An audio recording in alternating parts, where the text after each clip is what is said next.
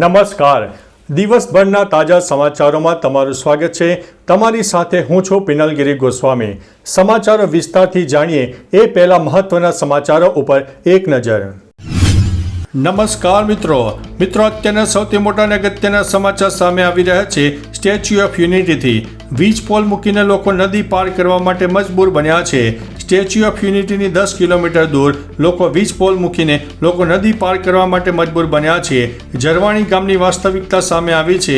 ગામના દેડકા ફળિયાથી મેળા ફળિયા વચ્ચે વહેતી ખાડી પર પુલની સુવિધા ન હોવાથી લગભગ 1000થી 1500 જેટલા ગ્રામજનોને રોજિંદી અવર જવર માટે જીવનું જોખમ ખેડવું પડે છે. હાલમાં પણ લોકો જીવના જોખમે આ ખાડી પાર કરી રહ્યા છે. મિત્રો, અન્ય મહત્વના સમાચારની વાત કરીએ તો અમેરિકા વચ્ચે આવ્યું નહીં તો ઇઝરાયલનો ખાત્મો કરી નાખ્યો હોત. ઈરાન અને ઇઝરાયલ વચ્ચેના યુદ્ધને લઈને સીઝફાયર થઈ ગયું છે. ઈરાનના સુપ્રીમ લીડર અયાતુલ્લા ખોમેનીએ કહ્યું છે કે અમેરિકા વચ્ચે ન આવ્યું હોત તો અમે ઇઝરાયલનો ખાત્મો કરી નાખ્યો હોત. ઇઝરાયલે હુમલા કર્યા બાદ ખોમેનીએ ઘણા દિવસથી ગુમ હતા. અમેરિકાના હુમલા બાદ ખોમેનીએ પહેલી વખત નિવેદન જાહેર કરીને ઇઝરાયલ ઉપર જીતની જાહેરાત કરી છે. મિત્રો, અન્ય મહત્વના સમાચારની વાત કરીએ તો મહિલાએ રેલવે ટ્રેક ઉપર કાર દોડાવી. તેલંગાણાના રંગારેડ્ડી જિલ્લામાં શંકરપલ્લી નજીક ઉત્તર પ્રદેશની એક મહિલાએ રેલવે ટ્રેક ઉપર કાર દોડાવી હતી. આને કારણે 15થી વધુ ટ્રેનોને ડાયવર્ટ કરવી પડી. વાયરલ થયેલા 13 સેકન્ડના આ વિડીયોમાં જોઈ શકાય છે કે મહિલા રેલવે ટ્રેક ઉપર કિયા સોનેટ કાર ચલાવી રહી છે. રેલવે કર્મચારીઓ અને પોલીસ કર્મચારીઓ કાર પાછળ દોડ્યા અને પછી તેને રોકવામાં સફળ થયા. મહિલાની અટકાયત પણ કરવામાં આવી છે. મિત્રો, અન્ય મહત્વના સમાચારની વાત કરીએ તો બળદના જીવ ગયા, માલિક બચી ગયો. સુરતમાં મેઘરાજાએ તારાજી સર્જી છે. તેવામાં હવે સુરતના કંટાવા ગામનો એક વિડીયો વાયરલ થયો છે. જે વિડીયોમાં 2 બળદના મૃતદેહ જોવા મળે છે. રસ્તો ક્રોસ કરતી વેળાએ ગાડા સાથે બળદ અને તેનો માલિક તણાયા હતા. સદનસીબે માલિક બચી ગયા છે, પણ માલિકે તેના બળદને બચાવી શક્યા નથી. પાણીના પૂરમાં બળદોએ માલિકો માટે પોતે મોતને વહાલું કર્યું હોય તેવા કરુણ દ્રશ્યો પણ સામે આવ્યા છે. મિત્રો, અન્ય મહત્વના સમાચારની વાત કરીએ તો ટ્રમ્પે કરી છે વધુ એક મોટી જાહેરાત. ટેરિફ મુદ્દે ચીન સાથે તણાવ બાદ હવે યુએસ રાષ્ટ્રપતિ ડોનાલ્ડ ટ્રમ્પે એક મોટી જાહેરાત કરી છે. તેમણે કહ્યું છે કે અમેરિકાએ ચીન સાથે વેપાર કરાર ઉપર હસ્તાક્ષર કર્યા છે. જો કે ટ્રમ્પે સ્પષ્ટ કર્યું નથી કે આ કયા પ્રકારનો સોદો છે. આ દરમિયાન તેમણે એમ પણ કહ્યું છે કે અમે કદાચ ભારત સાથે એક સોદો કરવા જઈ રહ્યા છીએ. એક ખૂબ જ મોટો સોદો, એવી બાબતો જે ખરેખર ક્યારેય નહીં થઈ શકતી હોય. મિત્રો, અન્ય મહત્વના સમાચારની વાત કરીએ તો વરસાદને લઈને મહત્વની અપડેટ સામે આવી છે. જૂનાગઢના કેશોદની ઉતાવળિયા નદીના 10 પહોંચતા પાણીમાં મહિલા તણાઈ, જે હજી સુધી ગુમ છે.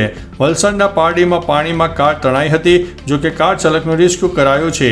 ગીર સોમનાથના જમજીર ધોધના પ્રવાહમાં દીવના 6 પ્રવાસીઓ ફસાયા. તંત્ર દ્વારા રેસ્ક્યુ કરાયો. થરાદ પંથકમાં મોડી રાત્રે પવન સાથે વરસાદ ખાબકી ગયો.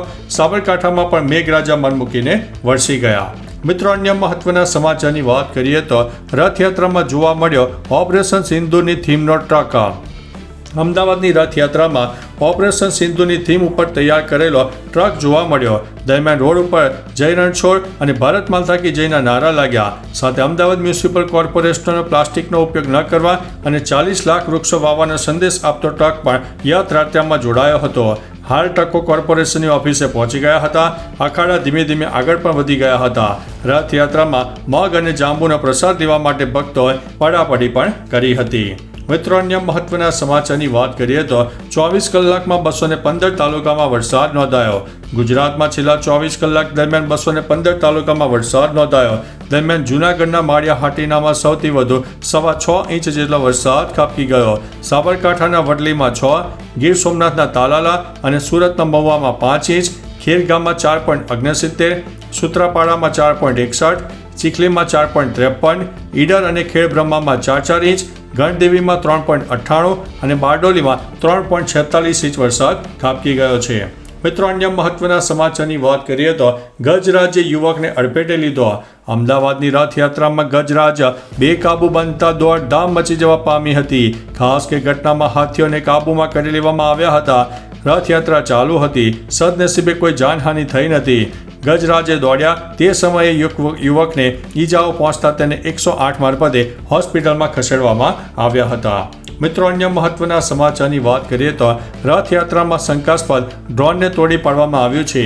ગઈકાલે અષાઢી બીજ 27 જૂન 2025ના રોજ ગુજરાત સહિત દેશભરમાં ભગવાન જગન્નાથજીની રથયાત્રા નીકળી હતી. ત્યારે અમદાવાદમાં 148મી રથયાત્રાઓ યોજાઈ હતી. રથયાત્રા દરમિયાન નો ડ્રોન ઝોન જાહેર કરાયેલા વિસ્તારમાં એક બિનઅધિકૃત શંકાસ્પદ ડ્રોન જોવા મળ્યો, જેને એન્ટી ડ્રોન સિસ્ટમ દ્વારા તોડી પડાયું હતું. મિત્રો, અન્ય મહત્વના સમાચારની વાત કરીએ તો રેતીથી બનાવી પ્રભુ ભગવાન જગન્નાથજીની સુંદર કલાકૃતિ.